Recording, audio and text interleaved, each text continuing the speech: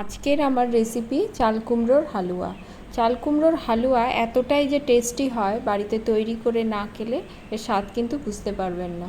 তাহলে চলুন শুরু করা যাক। নমস্কার বন্ধুরা, tasty dishes by Ruma channel আপনাদের সকলকে স্বাগত জানাই।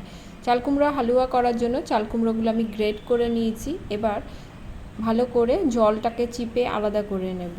আমি এভাবে সবগুলো চাল কুমড়ো চিপে আলাদা করে নিয়েছি। রান্নাটি করার জন্য কড়া বসিয়ে দিয়ে দিব 1 চামচের মতো ঘি। আমার চাল কুমড়োর পরিমাণটা কম ছিল, সেজন্য কিন্তু ঘিয়ের পরিমাণটাও কম দিয়েছি। আপনাদের চাল কুমড়োর পরিমাণ অনুসারে ঘিয়ের পরিমাণটা কম বা বেশি করে নেবেন। এবার আমি কিছু ড্রাই ফ্রুট দিয়ে হালকা করে ভেজে নেব।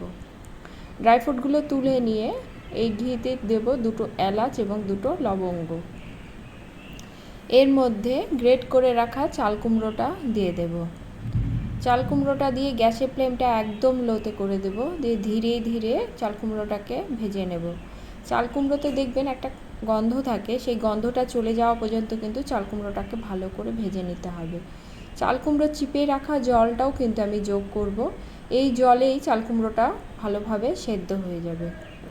জলটা দিয়ে ভালো করে মিশিয়ে নেব। মিশিয়ে নিয়ে জলটা শুকিয়ে যাওয়া পর্যন্ত আমি চাল কুমড়োটা ভেজে নেব। দেখুন জলটা কিন্তু আমার ভালো মতোই শুকিয়ে গেছে। এবার আমি এতে দুধ যোগ করব। দুধটা দিলে এই হালুয়ার টেস্টটা কিন্তু খুব ভালো আসে। দুধটা দিয়ে ভালো করে মিশিয়ে নেব। অল্প নুন দেব, এতে কিন্তু মিষ্টির স্বাদটা ব্যালেন্স হয়। ঢাকা দিয়ে 3 থেকে 5 মিনিটের মতো রেখে দেব। ঢাকা খুলে দেখে নেব। দেখুন দুধটা কিন্তু অনেকটাই কমে গেছে এবং চাল কুমড়োটা আমার সুন্দরভাবে সেদ্ধ হয়ে গেছে। এবার গ্যাসের ফ্লেমটা মিডিয়াম টু লোতে করে দিয়ে দুধটা শুকিয়ে যাওয়া পর্যন্ত আমি অপেক্ষা করব। স্বাদ অনুসারে দিয়ে দেব চিনি।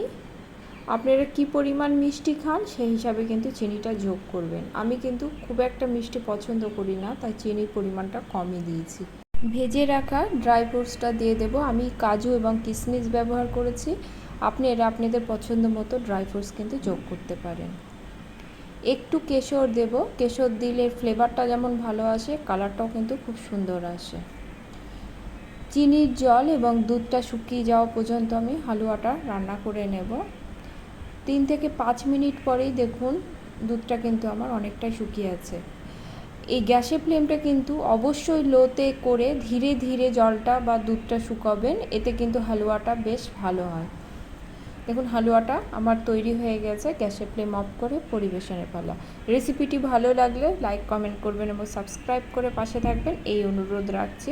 আজ তাহলে এ পর্যন্তই। দেখা হবে অন্য কোনো রেসিপি নিয়ে। সকলে ভালো থাকবেন। ধন্যবাদ।